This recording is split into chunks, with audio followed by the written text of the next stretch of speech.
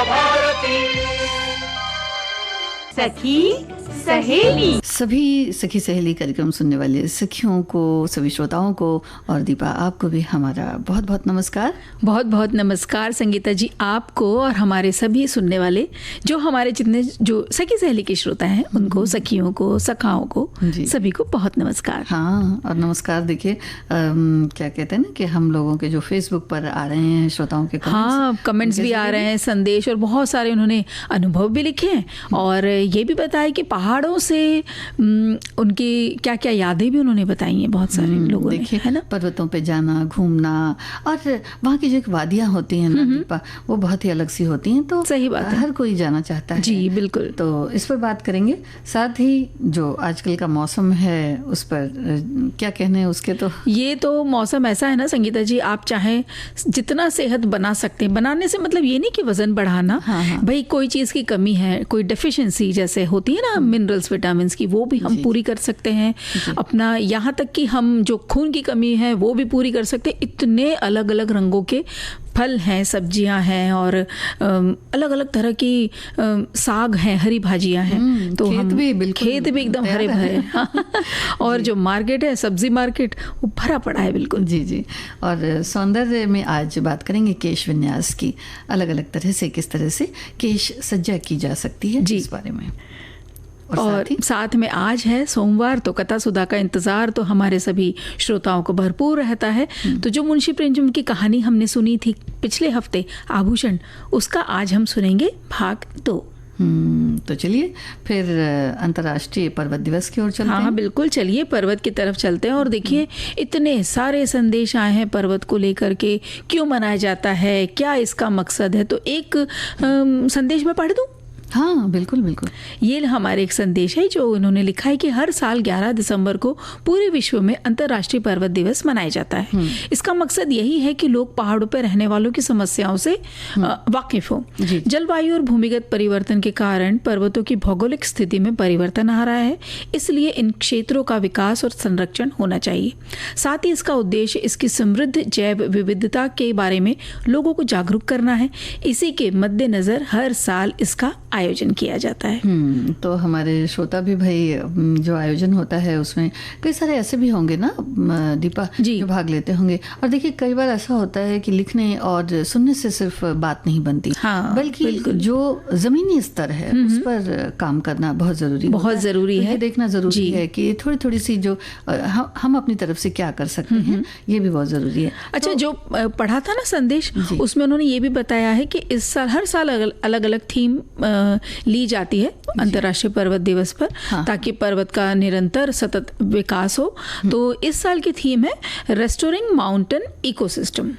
तो इकोसिस्टम का जो है वो उसको ध्यान रखा जाए। और बहुत सारे उन्होंने तो पर्वत के गानों की एक पूरे की पूरी लिस्ट भेज चुके हैं, लेकिन हम उनसे कहते हैं कि आप सरप्राइज में रहिए, देखते हैं पर्वत का कौन सा गाना आएगा, है ना। अच्छा जी जी।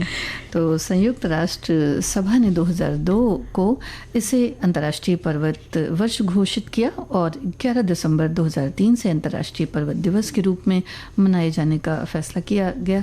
तब से ये दिन मनाया जाता है। संयुक्त राष्ट्र सभा ने पर्वतीय विकास के महत्व को बताने और इस सिलसिले में जागरूकता फैलाने के संदर्भ में सभी स्तरों पर कार्य करने के लिए लोगों को प्रेरित किया। जी, और जैसे सभी हमारे संदेश हमारे श्रोता लिख भेज रहे हैं, हमारी सखियां भी, कि पहाड़ प्रकृति का अहम हिस्सा है जो खासकर मॉनसून सीजन से ताल्लुक रखते हैं, जो बारिश और खेती किसानी से सीधा संबंध रखते हुए प्रत्येक व्यक्ति और जीव जंतु को सीधे तौर पर प्रभावित करते हैं।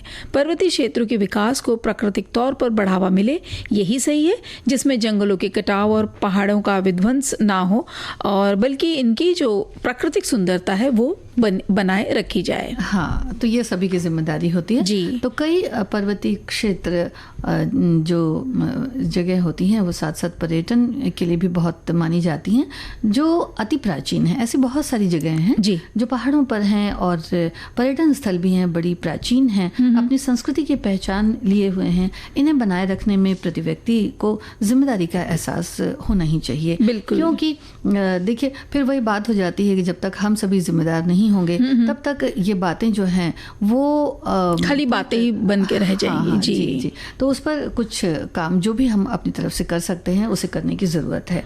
बिल्कुल बिल्कुल। और एक यहाँ पे मैं ढूंढ रही हूँ, एक बहुत अच्छा सा संदेश आया था संगीता जी। वो ये कहते हैं कि पहाड़ प्राकृतिक रत्न हैं जिन्हें हमें संजो कर रखना चाहिए। ये दुनिया की 15% आबादी का घर है और दुनिया के लगभग आधे जैव विविधता वाले हॉटस्पॉट की मेज़बानी करते हैं।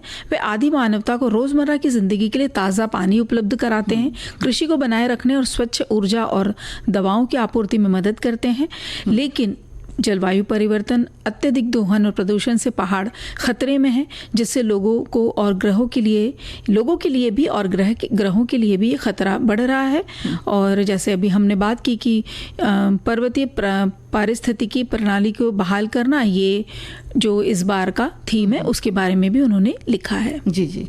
तो लेकिन एक बात तो है दीपा की, जैसे जो पर्वतीय क्षेत्र होते हैं उनमें डेवलपमेंट जो होता है वो भी बहुत ज़रूरी है। बिल्कुल, ये बात तो है। उनकी भी ज़िंदगी को आगे बढ़ाया जाए, उन्हें भी और सुख सुविधाएं मिलें। तो इस बारे में ये देखना भी ज़रूरी है कि ये सारी चीज़ें भी चलती रहें लेकिन पहाड़ों को कोई क्षति जो है वो न पहुँचे। तो पर्वतीय क्षेत्रों में जो वन्य प्राणी और बड़े ही विलक्षण और अति सुंदर पंछी भी रहते हैं। पहाड़ों पर जंगल होने के कारण वहाँ प्राकृतिक संपदा और अति दुर्लभ जड़ी बूटियां भी मिलती हैं। पहाड़ों के संरक्षण से इनका भी संरक्षण हो जाता है, क्योंकि जब जड़ी बूटियों की बात होती है तो फिर अगर हम आयुर्वेद को याद करें तो फिर वो सारी के सारी जो है वो पहाड़ों पर ही पाई जाती हैं। बिल्कुल, ये बात तो है। जिन्हें मतलब बहुत ही कीमती कहा जा सकता है। जी।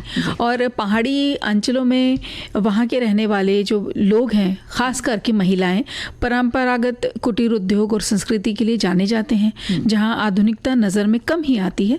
यहाँ के लोगों की संस्कृति, उद्योग और यहाँ के पर्यावरण को सुरक्षित रखते हुए विकास की दिशा निर्धारित हो, यही संयुक्त राष्ट्र सभा द्वारा निर्देशित है।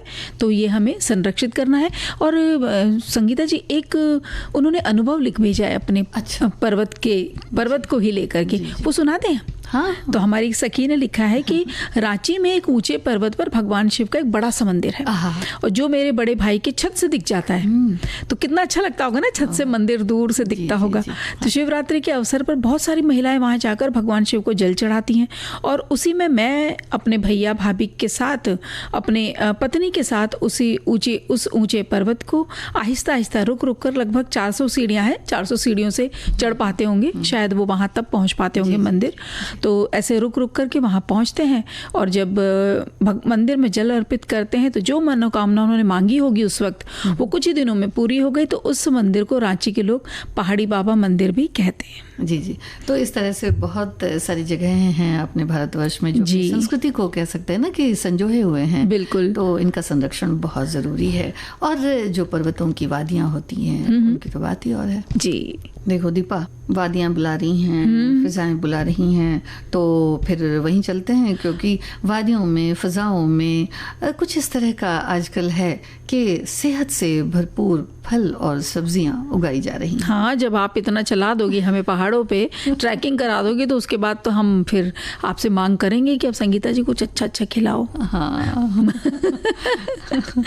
तो बताइए, बहुत सारी हरी पत्तेदार सब्जियां हैं। तो लेकिन हमारी सखियां ये ना समझे हमें कोई व्यंजन बता रहे हैं, हम व्यंजन नहीं बता रहे हैं। हम तो कितने जो सेहत के फायदे हैं वो सब हम बता रहे हैं। जैसे हरी पत्तेदार सब्जियां हो गई हैं तो उनमें कैलोरीज उसमें बहुत कम होती, जैसे पालक है, बथुआ है, सरसों है, आप आराम से खाइए, इनमें कैलोरीज बहुत कम होती है, पेट भी बड़े अच्छे से भर जाता है और साथ में ये विटामिन से भरपूर है। तो कौन कौन से हैं इनमें? विटामिन ए, विटामिन B6, के है, फिर मिनरल्स हैं, फोलेट हैं और कैल्शियम से भरपूर है, मैग्नीशियम है, पोटेशियम, आयरन, उसके अलावा फाइबर और एंटीऑक्सीडेंट से ये भरपूर होते हैं। तो जब हम ये सब खाते हैं ना, तो असल में होता क्या है, कभी कभी लगता है घर में कुछ छोटे बच्चे बोलते हैं हमें ये ग्रीन वेजिटेबल्स ऐसी मत दो, बच्चे बोलते हैं ना बड़े तुतला के प्यार से, लेकिन उनको जब ये समझाते हैं ना कि आपके टंग को अच्छा नहीं लग रहा है, मतलब आपके जबान को भले ही अच्छा नहीं लग रहा होगा, लेकिन आपका पेट बहुत हैप्पी हैप्पी हो जाएगा। फिर देखिए बच्चे भी कितने शौक से वो खाते हैं। अब ये माताओं के लिए बड़ा एक होता है ना कि किस तरह से हरी सब्जियां भाई बच्चों को दें। और छोटे बच्चे क्या, बड़े बड़े भी कभी नखरे करते तो उनको भी यही करिए कि आप अपने पेट को खुश कीजिए, आज अच्छा सा कुछ ये पौष्टिक खाइए। तो जैसे फलों की बात, अगर हम फलों की बात करें तो पपीता है, उसमें विटामिन B1 है, काजू है, अखरोट है, बादाम है, ये अनानास है।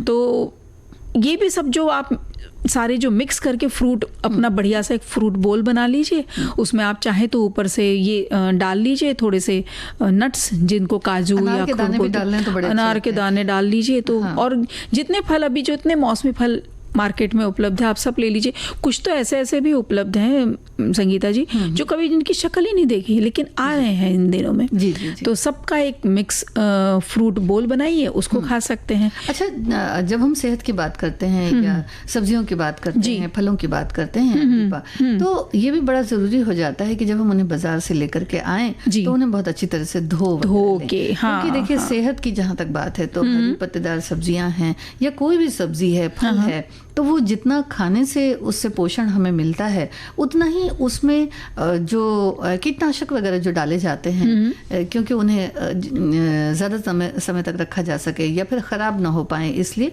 तो उन्हें बहुत अच्छी तरह से धो लेना चाहिए। बिल्कुल। और गुनगुने पानी में भी अगर धो लें तो बहुत अच्छा है, बहुत ही बढ़िया। बहुत अच्छा, फ़ायदों के बारे में हमारी एक सखी लिख भेजती हैं कि फलों और सब्जियों को संरक्षी यानी रक्षा करने वाला खाद्य कहा जाता है। शरीर को जीवन के विभिन्न महत्वपूर्ण क्रियाओं को करने और खून बढ़ाने के साथ ही हड्डियों और दांतों को मजबूत रखने के लिए जो अलग अलग विटामिन और खनिजों की ज़रूरत होती है वो फल और सब्जी में मौजूद, जो हमने अभी सारी चीज़ें बताई थी ना, antioxidants, minerals, vitamin A, B, C, E, D, ये सारे कैरोटेनाइड्स और कोएंजाइम्स और पॉलीफेनॉल्स, ये सब कुछ उनमें ज़रूरत पूरा करने जितने सब सारे के सारे ये जो मल्टीविटामिन से सब मौजूद होते हैं। जी जी। अब देखिए आम का तो मौसम नहीं है, लेकिन उसका जो आम पापड़ बना होता है जी, वो इसकी जो उपलब्धता है वो भी बाजार में होती है। तो आम पापड़ भी है, तो उसमें भी देखिए आम में भी जो विटामिन A वगैरह, एंटीऑक्सीडेंट्स वगैरह पाए जाते हैं वो भी बहुत सारी बीमारियों से लड़ने में काम आते हैं। विटामिन B2, अब अगर बात करा जाए, बेल की बात की जाए, पपीते की बात की जाए, काजू की बात की जाए, लीची वगैरह की बात की जाए, तो जब हम फलों की बात करते हैं तो अब के समय में अगर अभी देखा जाए तो अमरूद बड़े अच्छे आ रहे हैं। जी, बहुत अच्छे आ रहे हैं। और वो उनका जो हरा कलर है ना, रंग, वो दूर से ही इतना हमें आकर्षित करता है। ऐसा लगता है भले घर में कुछ एक दो ही पड़े होंगे, हमें लगता है घर के दूसरे सदस्य बोलेंगे खत्म होने दो फिर ले आएंगे, लेकिन जैसे ही वो अमरूद देखते लगते हैं नहीं, ले लेते हैं, बहुत बढ़िया, बड़े प्यारे से लग रहे हैं। हाँ, तो उसमें जो हरे वाले होते हैं, एक और भी होते हैं जिनमें कि लाल लाल अंदर से लाल निकलते हैं। हाँ, तो गुलाबी से बड़े अच्छे लगते हैं। जी। सेब में आयरन वगैरह है, विटामिन C है, विटामिन E, B6 और एंटीऑक्सीडेंट्स हैं, राइबोफ्लेविन है, थायामीन है, तो बहुत सारे इसमें भी हैं। तो सेब भी अगर देखा जाए दीपा, वैसे अगर देखा जाए तो बच्चे इसको भी नहीं खाना चाहते। हाँ, नहीं खाना चाहते हैं, लेकिन वो ये उन्हें जब फ़ायदे हम उन्हें बताएंगे ना कि क्या क्या इसके फ़ायदे हैं, उनको उनके तरीके से बताना होता है बच्चों को। थोड़ा सा हाँ, शेक वगैरह, स्मूदी शेक बना करके उन्हें दे सकते हैं। उसका हलवा भी बनाया जा सकता है, हलवे के तौर पे भी उन्हें दे सकते हैं बच्चों को, तो वो भी अच्छा लगता है। तो यही हमारे एक सखील ने लिख भेजा। जी, बच्चों को पसंद है वैसे पत्ता गोभी। हाँ, फूल गोभी हमने अक्सर देखा है कि आमतौर पर कम पसंद आता है उन्हें, पत्ता गोभी के नाम से भाग जाते हैं बिल्कुल। तो ये अपना अपना अनुभव है। हमारी एक सखी ने लिख भेजा है संगीता जी, वो कह रही है कि बच्चों को पोषण भी चाहिए लेकिन वो आलू के अलावा कोई और सब्जी खाते ही नहीं है। तो साग खाने में बहुत नखरे दिखाते हैं, इसलिए साग में ही आटे को गूंथकर उसका रोटी पराठा बनाकर उन्हें खिला देना चाहिए। तो ये भी अच्छा तरीका है। और करते ही अभी देखिए ना, जब भी एक महिला माँ बन जाती है फिर पता नहीं दुनिया भर के सारे उनके तौर तरीके सब अपने आप सीख जाती है ना। नहीं, बच्चों की ये बात क्यों करें भाई, बड़े भी नखरे करते हैं। बड़े भी कोई कम है, वो भी नखरे करते हैं, हम ये नहीं खाएंगे, वो नहीं खाएंगे। अच्छा, ये होता है कभी कभी कि कच्चा साग कैसे खाएं, तो हमारी एक सखी ने लिख भेजा है कि कच्चे पालक और मेथी में मसाला डालकर खाने से बहुत फ़ायदा होता है। इसमें गाजर, पत्ता गोभी बारीक कटी हुई और फिर कुछ मूंगफली के दाने या अखरोट डालकर तो इस तरह से सलाद के रूप में भी खाया जा सकता है। तो आजकल देखिए ना, जो सब्जियां आ रही हैं उनमें टमाटर वगैरह है, मूली वगैरह है, तो ताज़ी रहती, खीरे वगैरह है, तो इनका सलाद भी बना लें तो 2-3 चीज़ें अगर मिला देंगे तो वो अच्छा भी लगता है देखने में। गाजर भी काट लीजिए, उसमें चुकंदर भी काट लीजिए, तो देखने में बड़ा अच्छा रंग बिरंगा सा हो जाता है। तो बच्चे थोड़ा बहुत बिल्कुल खा ही लेंगे, या घर के और भी सदस्य जो हैं उन्हें अच्छा लगता है, थोड़ा खा ले सकते हैं। हमारे एक श्रोता ने लिखा है कि सर्दियाँ आते ही बाज़ारों में तरह तरह के फल और सब्जियाँ बहुत अधिक तादाद में आने लगते हैं। गोभी, मटर, गाजर, शलजम, मूली आदि गुणों से भरपूर होते हैं। सोया, मेथी, पालक, बथुआ, सरसों का साग आयरन, विटामिन से भरपूर होते हैं। फलों में सिंघाड़ा, अमरूद, पपीता फल बहुतायत में आते हैं। इनका अधिक से अधिक सेवन करना चाहिए, ऐसा ये लिखते हैं। तो आजकल जो आ रहे हैं वो जो फल हैं या जो सब्जियां हैं दीपा, उनमें कहते हैं ना कि बड़ा ही रस है ना, जो प्राकृतिक रस है, जो एक कह सकते हैं कि विटामिन और मिनरल्स जाड़े में जो फल और सब्जियां आते हैं उनमें भर के होता है, प्रचुर मात्रा में होता है। जी बिल्कुल। और इसी तरह से कह रहे हैं कि अनार का सेवन, हमारे एक श्रोता लिखते हैं कि अनार का सेवन करना चाहिए। अनार को आप खाली पेट भी खा सकते हैं, सुबह खा सकते हैं। सेब सुबह खाली पेट भी आप खा सकते हैं। इनको खाने से आपका वजन भी बहुत कंट्रोल में हो सकता है। तो भाई ये भी फायदे हैं। तो अगर कोई इन दिनों में चल रहा है जिसकी कोशिश, इस तरह की कोशिश या प्रयास जारी है कि थोड़ा वजन कम कर लिया जाए, तो वो इस तरह के फलों का भी सेवन कर सकते हैं। हाँ बिल्कुल। और जहाँ तक अमरूद की बात है तो इसके जो विटामिन मिनरल्स हैं वो बता देते हैं जी कि विटामिन ए, सी, के, B6, फोलेट, नायसिन, एंटी जो डायबिटिक जो चीज़ें होती हैं इनमें वो भी हैं, एंटी डायरियल हैं, आयरन है, फास्फोरस है, calcium, potassium, zinc, copper, carbohydrate, dietary fibre और जो बहुत सारे दूसरे पोषक तत्व हैं। अच्छा, छाले में, मुँह के छाले जो होते हैं, हाँ ये भी हो जाते हैं कई बार जी, कब्ज में भी। और अगर देखा जाए तो कुछ एक चीज़ें ऐसी होती हैं इसमें जो ऐसा कहा जाता है, अब ये तो डॉक्टर से ज़्यादा समझेंगे, कि कैंसर से भी इसमें कुछ ना कुछ, देखिए कोई ना कोई चीज़ें तो हर चीज़ में, हर फल में, हर सब्जी में रहती हैं जो हमारे शरीर को बचाती हैं बीमारियों से। तो बिल्कुल हो सकता है। और अमरूद तो बड़ा ही अच्छा लगता है खाने में। हाँ, बड़ा पौष्टिक और बड़ा लजीज फल है। अच्छा, संतरा जो है, संतरा इसलिए खाना चाहिए कि भाई जिसको लगता है ना कि हमारी त्वचा बड़ी साफ सी रहे और चमकती दमकती रहे, तो उन्हें तो संतरा ज़रूर खाना चाहिए। कब्ज़ के लिए बहुत फ़ायदेमंद है। फिर इसमें विटामिन बी, मतलब विटामिन सी के साथ विटामिन बी और ए भी बहुत अच्छी मात्रा में है। देन हाँ, फिर उसके बाद sodium, potassium, amino acid, calcium, ये सब चीज़ों की बहुत अच्छी मात्रा है, प्रचुर मात्रा है। पेट अच्छा साफ बिल्कुल रखता है। तो जब आपका सारा जो पाचन तंत्र है वो अच्छा रहेगा तो अपने आप ही चमक एक चेहरे पे आ जाएगी। जी देखिए, फल सब्जी की जो बात हो रही थी संगीता जी, बस एक संदेश पढ़ लेते हैं कि इसमें शरीर के रोगों के बचाव के साथ साथ आवश्यक ऊर्जा भी प्राप्त होती है। आयु जो बढ़ती आयु है उसके प्रभाव को कम करता है, युवा दिखने में मदद करता है, रोगों की रोकथाम करता है, जैसे कि उच्च रक्तचाप हो गया या हृदय रोग हो गया। तो इस तरह से कई सारी बीमारियों का तो इलाज है ही अच्छे से फल सब्जियों का खाना। और अब जब अच्छे से खा लेंगे तो फिर मन करेगा कुछ अच्छा सुना जाए। तो कथा सुधा की ओर चले जी।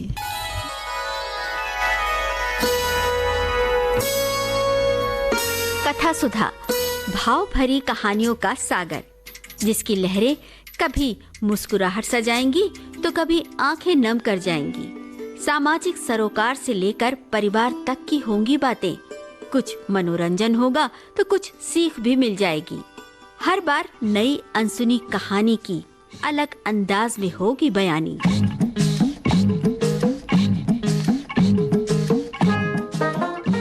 कहानी की मौलिकता बनाए रखते हुए श्रोताओं के लिए कार्यक्रम रोचक और सुगम हो, इसलिए कहानी में थोड़े बहुत बदलाव किए गए हैं। आशा है आपको कथा सुधा में डूबना अच्छा लगेगा।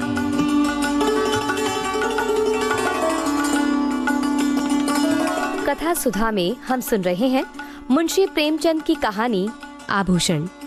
पिछली कड़ी में आपने सुना शीतला के पति का नाम विमल सिंह था। उनके पुरखे किसी जमाने में इलाकेदार थे, लेकिन अब इस घर की दशा हीन हो गई है। सुरेश सिंह के पिता जमींदार के काम में दक्ष थे। विमल के पास सवारी का टट्टू भी न था। उसे दिन में 2 बार भोजन भी मुश्किल से मिलता था। उधर सुरेश के पास हाथी, मोटर और कई घोड़े थे। 10-5 बाहर के आदमी नित्य द्वार पर पड़े रहते थे। पर इतनी विषमता होने पर भी दोनों में भाईचारा निभाया जाता था। सुरेश विद्या प्रेमी थे। हिंदुस्तान में ऊंची शिक्षा प्राप्त करके वो यूरोप चले गए और सब लोगों की शंकाओं के विपरीत वहां से आर्य सभ्यता के परम भक्त बनकर लौटे। पहले वो घर वालों के बहुत जोर देने पर भी विवाह करने को राजी नहीं हुए थे, पर यूरोप से लौटने पर उन्होंने उसी पहले की कन्या से बिना उसके आचार विचार जाने हुए विवाह कर लिया। उसी सौभाग्यवती वधू को देखने के लिए आज शीतला अपनी सास के साथ सुरेश के घर गई थी। उसी के आभूषणों की छटा देखकर वो मर्माहत सी हो गई। विमल सिंह ने घर से निकल जाने की ठानी। निश्चय किया, या तो इसे गहनों से ही लाद दूंगा या वैधव्य शोक से, या तो आभूषण ही पहनेगी या सिंदूर को भी तरसेगी। वो पहले कलकत्ते गया। वहां जो सुन पाया कि रंगून में मजदूरी अच्छी मिलती है तो वो रंगून जा पहुंचा और बंदर पर माल चढ़ाने उतारने का काम करने लगा। और विमल उन गिनती के 2-4 मजदूरों में था जो संयम से रहते थे, जिनके जीवन का उद्देश्य खा पी कर मर जाने के सिवा कुछ और भी था। थोड़े ही दिनों में उसके पास थोड़ी सी संपत्ति हो गई। संयम और आचार सम्मान सिद्धि के मंत्र हैं। विमल मजदूरों का नेता और महाजन हो गया।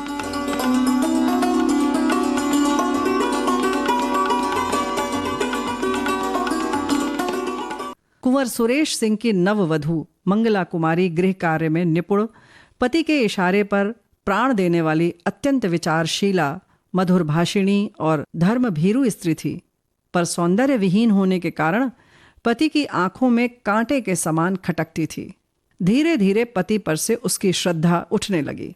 उसने तर्क किया कि ऐसे क्रूर, हृदय शून्य, कल्पनाहीन मनुष्य से मैं भी उसी का सा व्यवहार करूंगी। जो पुरुष रूप का भक्त है वो प्रेम भक्ति के योग्य नहीं। इस प्रत्याघात ने समस्या और भी जटिल कर दी।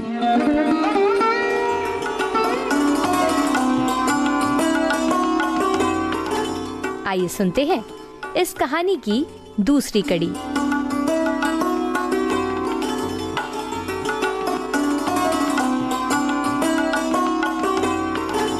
मंगला को केवल अपनी रूपहीनता का ही रोना न था। शीतला का अनुपम रूप लालित्य भी उसकी कामनाओं का बाधक था, बल्कि ये उसकी आशा लताओं पर पड़ने वाला तुषार था। मंगला सुंदरी न सही, पर पति पर जान देती थी। जो अपने को चाहे उससे हम विमुख नहीं हो सकते। प्रेम की शक्ति अपार है, पर शीतला की मूर्ति सुरेश के हृदय द्वार पर बैठी हुई मंगला को अंदर न जाने देती थी, चाहे वो कितना ही वेश बदल कर आवे। सुरेश इसी मूर्ति को हटाने की चेष्टा करते थे, उसे बलात् निकाल देना चाहते थे। किंतु सौंदर्य का आधिपत्य धन के आधिपत्य से कम दुर्निवार नहीं होता। जिस दिन शीतला इस घर में मंगला का मुख देखने आई थी, उसी दिन सुरेश की आंखों ने उसकी मनोहर छवि की एक झलक देख ली थी। वो एक झलक मानो एक क्षणिक क्रिया थी, जिसने एक ही धावे में समस्त हृदय राज्य को जीत लिया, उस पर अपना आधिपत्य जमा लिया। सुरेश एकांत में बैठे हुए शीतला के चित्र को मंगला से मिलाते ये निश्चय करने के लिए कि उनमें क्या अंतर है। एक क्यों मन को खींचती है, दूसरी क्यों उसे हटाती है। पर उसके मन का ये खिंचाव केवल एक चित्रकार या कवि का रसास्वादन मात्र था। वो पवित्र और वासनाओं से रहित था। वो मूर्ति केवल उसके मनोरंजन की सामग्री मात्र थी। वो अपने मन को बहुत समझाते, संकल्प करते कि अब मंगला को प्रसन्न रखूंगा। यदि वो सुंदर नहीं है तो उसका क्या दोष, पर उनका ये सब प्रयास मंगला के सम्मुख जाते ही विफल हो जाता था। वो बड़ी सूक्ष्म दृष्टि से मंगला के मन के बदलते हुए भावों को देखते थे, पर एक पक्षाघात पीड़ित मनुष्य की भांति घी के घड़े को लुढ़कते हुए देखकर भी रोकने का कोई उपाय न कर सकते थे। परिणाम क्या होगा ये सोचने का उन्हें साहस ही न होता था। पर जब मंगला ने अंत को बात बात में उनकी तीव्र आलोचना करना शुरू कर दिया, वो उनसे उच्छृंखलता का व्यवहार करने लगी, तो उसके प्रति उनका वो उतना सौहार्द भी विलुप्त हो गया। घर में आना जाना छोड़ दिया।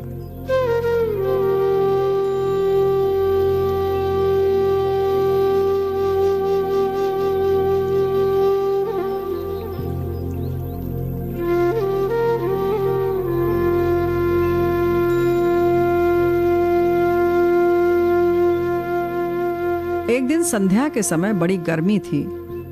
पंखा झलने से आग और भी दहकती थी। कोई सैर करने बगीचे में भी न जाता था। पसीने की भांति शरीर से सारी स्फूर्ति बह गई थी। जो जहां था वहीं मुर्दा सा पड़ा था। आग से सेके हुए मृदंग की भांति लोगों के स्वर कर्कश हो गए थे। साधारण बातचीत में भी लोग उत्तेजित हो जाते थे, जैसे साधारण संघर्षण से वन के वृक्ष जल उठते हैं। सुरेश सिंह कभी 4 कदम टहलते, फिर हाँप कर बैठ जाते थे। नौकरों पर झुंझला रहे थे कि जल्द जल्द छिड़काव क्यों नहीं करते। सहसा उन्हें अंदर से गाने की आवाज सुनाई दी। पहला पहला प्यार भर के आंखों में खुमार, जादू नगरी से आया है कोई जादूगर। क्या बात है। मुखड़े पे डाले हुए जुल्फों की बदली। चौंके, फिर क्रोध आया। मधुर गान कानों को अप्रिय जान पड़ा। ये क्या बेवक्त की शहनाई है। यहाँ गर्मी के मारे दम निकल रहा है और इन सबको गाने की सूची है। मंगला ने बुलाया होगा और क्या। लोग नाहक ही कहते हैं कि स्त्रियों का जीवन का आधार प्रेम है। उनके जीवन का आधार वही भोजन, निद्रा, राग, रंग, आमोद प्रमोद है जो समस्त प्राणियों का है। घंटे भर तो सुन चुका, ये गीत कभी बंद होगा भी या नहीं। सब व्यर्थ में गला फाड़ फाड़ कर चिल्ला रही हैं। अंत को न रहा गया। जनान खाने में आकर बोले, ये तुम लोगों ने क्या कांव कांव मचा रखी है, हैं? ये गाने बजाने का कौन सा समय है? बाहर बैठना मुश्किल हो गया। सन्नाटा छा गया, जैसे शोरगुल मचाने वाले बालकों में मास्टर पहुंच जाए। सभी ने सिर झुका लिए और सिमट गईं। मंगला तुरंत उठकर सामने वाले कमरे में चली गई। पति को बुलाया और आहिस्ते से बोली, अरे क्या बात है, इतना क्यों बिगड़ रहे हो आखिर? मैं इस वक्त गाना नहीं सुनना चाहता। तुम्हें सुनाता ही कौन है? क्या मेरे कानों पर भी तुम्हारा अधिकार है? फजूल की मचमच। तुमसे मतलब? मैं अपने घर में यह कोलाहल न मचने दूंगा। तो मेरा घर कहीं और है? इन सब से कह दो फिर किसी वक्त आए। हाँ हाँ, इसलिए कि तुम्हें इनका आना अच्छा नहीं लगता है ना? ओहो, हाँ हाँ हाँ, इसीलिए। तुम क्या सदा वही करते हो जो मुझे अच्छा लगे? तुम्हारे यहाँ मित्र आते हैं, हंसी ठट्टे की आवाज अंदर सुनाई देती है। मैं कभी नहीं कहती कि इन लोगों का आना बंद कर दो। तुम मेरे कामों में दखल अंदाजी क्यों करते हो भला? इसलिए कि मैं घर का स्वामी हूं। स्वामी हूं। तुम बाहर के स्वामी हो। यहां इस घर में मेरा अधिकार है। क्यों व्यर्थ की बकबक करती हो? मुझे चिढ़ाने से क्या मिलेगा तुम्हें? हाँ? अच्छी बात है। जब इस घर में मेरा कोई अधिकार नहीं तो मैं अब इस घर में नहीं रहूंगी। अब तक भ्रम में थी, आज तुमने वो भ्रम मेरा मिटा दिया। मेरा इस घर पर अधिकार कभी था ही नहीं। जिस स्त्री का पति के हृदय पर अधिकार नहीं, उसका उसकी संपत्ति पर भी कोई अधिकार नहीं हो सकता। अरे सुनो, बात का बतंगड़ क्यों बनाती हो? मेरा यह मतलब नहीं था। कुछ का कुछ समझ गई तुम तो। मन की बात आदमी के मुंह से अनायास ही निकल जाती है। सावधान होकर हम अपने भावों को छिपा लेते हैं। सुरेश को अपनी असज्जनता पर दुख तो हुआ, पर इस भय से कि मैं इसे जितना ही मनाऊंगा उतना ही ये और भी जली कटी सुनाएगी, उसे वहीं छोड़कर बाहर चले आए।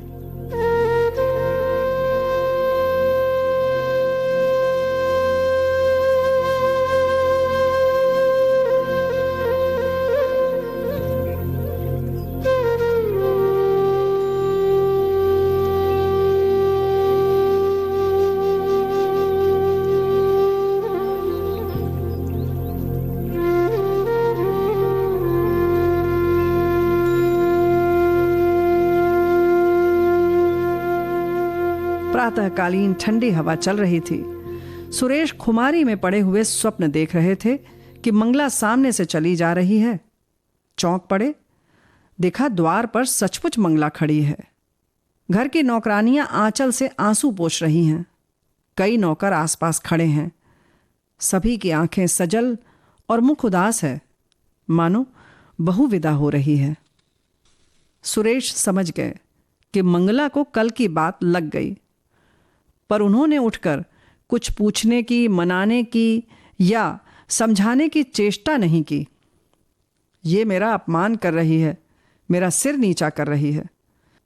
जहां चाहे जाए, मुझसे कोई मतलब नहीं। यूं बिना कुछ पूछे गाछे चले जाने का अर्थ ये है कि मैं इसका कोई नहीं। फिर मैं इसे रोकने वाला कौन? वो यूं ही जड़वत पड़े रहे और मंगला चली गई। उनकी तरफ मुंह उठाकर भी नहीं ताका।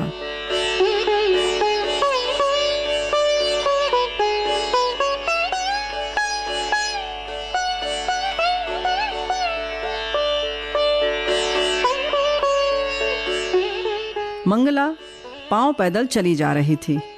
एक बड़े ताल्लुकेदार की औरत के लिए ये मामूली बात न थी। हर किसी को हिम्मत न पड़ती थी कि उससे कुछ कहे। पुरुष उसकी राह छोड़कर किनारे खड़े हो जाते थे। नारियां द्वार पर खड़ी करुण कौतूहल से देखती थीं। इस गांव से निकलकर मंगला उस गांव में पहुंची जहां शीतला रहती थी। शीतला सुनते ही द्वार पर आकर खड़ी हो गई और मंगला से बोली, मंगला बहन, जरा अंदर आकर दम ले लो। ये क्या हुआ? शीतला बहन, जो भाग्य में लिखा था वही हुआ, और क्या। कुंवर जी से कुछ कहा सुनी हुई क्या? मुंह से कुछ न कहने पर भी तो मन की बात छिपी नहीं रहती ना। अरे, तो क्या अब यहाँ तक नौबत आ गई है? चाहती तो अब भी वहीं पड़ी रहती, उसी घर में जीवन कट जाता। पर जहां प्रेम नहीं, पूछ नहीं, मान नहीं, वहां अब नहीं रह सकती मैं। तुम्हारा मैका कहाँ है? मैके कौन मुंह लेकर जाऊंगी मैं भला? अरे, तो तब कहाँ जाओगी? ईश्वर के दरबार में। ईश्वर के दरबार में पूछूंगी कि तुमने मुझे सुंदरता क्यों नहीं दी, बदसूरत क्यों बनाया। बहन, स्त्री के लिए इससे अधिक दुर्भाग्य की बात नहीं कि वो रूपहीन हो। शायद पहले जन्म की पिशाचिनियां ही बदसूरत औरतें होती हैं। रूप से प्रेम मिलता है और प्रेम से दुर्लभ कोई वस्तु नहीं है। ये कहकर मंगला उठ खड़ी हुई। शीतला ने उसे रोका नहीं। सोचा, इसे क्या खिलाऊंगी? आज तो चूल्हा जलने की भी कोई आशा नहीं। मंगला के जाने के बाद शीतला बहुत देर तक बैठी सोचती रही। मैं कैसी अभागिन हूं, जिस प्रेम को ना पाकर ये बेचारी जीवन को त्याग रही है, उसी प्रेम को मैंने पांव से ठुकरा दिया। इसे जेवर की क्या कमी थी? क्या ये सारे जड़ाऊ जेवर इसे सुखी रख सके? इसने उन्हें पांव से ठुकरा दिया। उन्हीं आभूषणों के लिए मैंने अपना सर्वस्व खो दिया। हाँ, ना जाने वो कहाँ है, किस दशा में है। अपनी लालसा को, तृष्णा को वो कितनी ही बार धिक्कार चुकी थी। मंगला की दशा देखकर आज उसे आभूषणों से घृणा हो गई।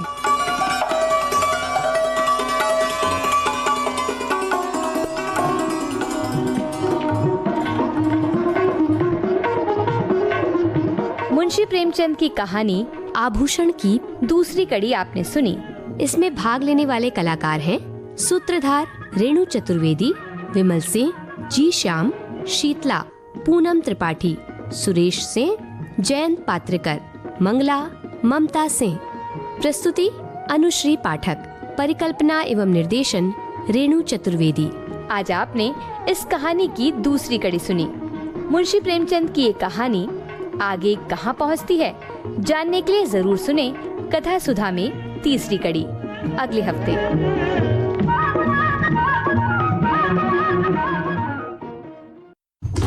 आभूषण। तो अभी ये था भाग 2 और कहानी अब आगे कैसे मोड़ लेगी वो भी हम सुनेंगे, है ना। देखिए ना, जब गीत बजते हैं, हाँ, एक गीतों का पिक्चराइजेशन होता है, या फिर अगर भरतनाट्यम की बात की जाए जी, वो जो कथक वगैरह नृत्य होता है, सब में देखिए जो केश सज्जा होती है वो कितनी प्यारी प्यारी सी होती है। वो एक अलग होती है, खास होती है, विशेष। उस अगर नृत्य की बात कर रहे हैं तो उस नृत्य कला को दर्शाती हुई, या उस कौन से कहिए ना कि देश के भाग से आप उसको ले रहे हैं, तो वहाँ की वो संस्कृति को, वहाँ की जो रीति चल रही है उसको सबको दर्शाते हैं। हाँ, सबका अलग अलग तरीका है। तो इसीलिए तो कहते हैं ना कि बहुत सारी जो है संस्कृति में विविधता हमारे देश में देखी जाती है। तो केश विन्यास की भी अगर बात करें तो बहुत ही पुरानी परंपरा है, अति प्राचीन कह सकते हैं परंपरा है जी। अलग अलग प्रकार से केशों को बांधा जाता है। अब अगर देखा जाए तो गुप्त काल की जो बात है वो उस समय भी कहीं कहीं पर दर्शाया गया है, क्योंकि पत्थर की मूर्तियां होती हैं तो उनमें भी कई बार दर्शाया जाता है। तो वहां से भी हम ये देख सकते हैं कि किस तरह से उनको उकेरा जाता था। अभी लंबी वेणी की अगर बात किया जाए तो वो भी अलग अलग तरीके से बांधी जाती थी, नहीं दीपा? बिल्कुल, जैसे इकट्ठे करके एक गांठ लगा लेना, एक वैसा तरीका बड़ा दिखाया जो पत्थर की मूर्तियों में हम देख सकते हैं। तो फिर बांसुरी बजाती हुई महिलाओं को देखा, उसमें कई प्रकार से केश विन्यास उसमें दर्शाया गया है। और जिन्होंने अपने बालों को एक गांठ लगाई है और थोड़े से बालों को गांठ लगाई है, थोड़े खुले हुए हैं, तो और इस तरह ऐसा से भी तो हो सकता है जैसे कि मतलब बहुत सारी चोटियां हैं, उनको पतली पतली सी गूंथ करके उनमें से फिर एक हटा करके दोनों तरफ से फिर उसको बांधा जाए, तो मतलब पीछे से कह सकते हैं कि एक चोटी जिसमें बहुत सारी चोटियां, वो भी अच्छी, हाँ, वो भी बहुत अच्छी लगती है। और फिर उसके ऊपर अगर आपको जैसे मान लीजिए कि कुछ एक आपने जूड़ा ही बना लिया है, तो उसको कैसे सजाएंगे, तो कोई कीमती पत्थर बीच में लगा लीजिए, या सोने चांदी की कोई लटकन है, मोती की लटकन बड़ी सुंदर लगती है। मोती की लटकन जो कान से जो शुरू होती है ना, और पीछे तक जाती है बिल्कुल आपकी चोटी तक, तो वो सिर्फ उतना ही लगा लिया और आप देखिए आपके पूरे के पूरे व्यक्तित्व में एक अलग निखार आ जाता है, एक अलग बात जो हम चाहते हैं ना कि भाई ज़्यादा मुझे कुछ पहनना नहीं है या ज़्यादा मुझे कुछ खर्च करना नहीं है, लेकिन मुझे फिर भी अलग दिखना है। तो ये एक बड़ा अच्छा तरीका है उसके लिए। हाँ, और देखिए जिस तरह से आपने बताया कि पीछे की तरफ बांधा जाए और लटकनों के साथ में, जी। तो उसी तरह से मांग टीके के साथ भी लगी रहती है, जो सामने से पट्टी जैसे होती है ना, तो उस तरह से वो सामने की तरफ से गिरा करके और फिर मांग टीका और फिर उसके बाद शीश पट्टी की तरह। हाँ, वो बहुत अच्छी लगती है। तो वो भी कुंदन की, या फिर कई बार उसमें भी जो सामने की लड़ होती है वो मोतियों की या फिर किसी भी धातु की भी हो सकती है, सोने चांदी की भी होती है, बिल्कुल उस तरह से भी हो सकती है। तो भाई ये है कि अगर आप शादी ब्याह में जा रहे हैं या घर की में ही शादी हो रही है तो आप सोना चांदी या इस तरह का कोई कुंदन वाला पहन लीजिए। लेकिन जो गरबे के दिन आते हैं ना, तो उसमें बड़े वो कहते हैं ना आजकल ऑक्सीडाइज्ड ज्वेलरी, तो उसमें भी ये जो आप मांग टीके की जो बात कर रहे हो ना, और माथे की पट्टी बड़ी सुंदर सुंदर बहुत अलग अलग डिजाइन्स की होती है। तो आपके भले बाल बड़े हो या छोटे हो उससे कोई फर्क नहीं पड़ता, आप पीछे से एक बन बना लीजिए, मतलब एक जूड़ा जैसा बना लीजिए और आगे से ये लगा लीजिए और देखिए आप कितने सुंदर लगेंगे। पीछे भी जूड़ा बना करके फिर उस पर एक झुमका लगाते हैं और हाँ। उसमें चारू लतिका जिसको कहते हैं ना, हाँ, कि उस तरह से आभूषणों का प्रयोग किया जाता है। चारू लतिका खास करके बोलते हैं इस तरह के आभूषण के लिए। अच्छा, चोटी का एक जमाना था, उसके बाद फिर ढीले तरह से बालों को बांधने लगे। हाँ। और फिर धीरे धीरे से फिर वही कहते हैं ना कि फैशन जो है किस तरह से बदलता है। बिल्कुल। और फैशन की बात हो रही है ना, तो जैसे हमारी फिल्म इंडस्ट्री में तो कितने सारे स्टाइल हैं जो कि मशहूर हुए, है ना। तो ये भी एक बात है कि पहले जूड़ा बनाते थे जो बहुत ऊपर की तरफ होता था, और कभी आगे से बाल कटे हुए तो वो छोटे छोटे से होते थे, दिखते थे सामने से, जिसे साधना कट कहते थे। हाँ। तो वो भी बहुत प्रसिद्ध हुआ, बहुत सारे हमारी बहनों ने इसको अपनाया। हाँ, और मोती वाली क्लिप भी लगा सकते हैं, मोती वाली क्लिप होती भी, है। जी। चीज लगा सकते हैं।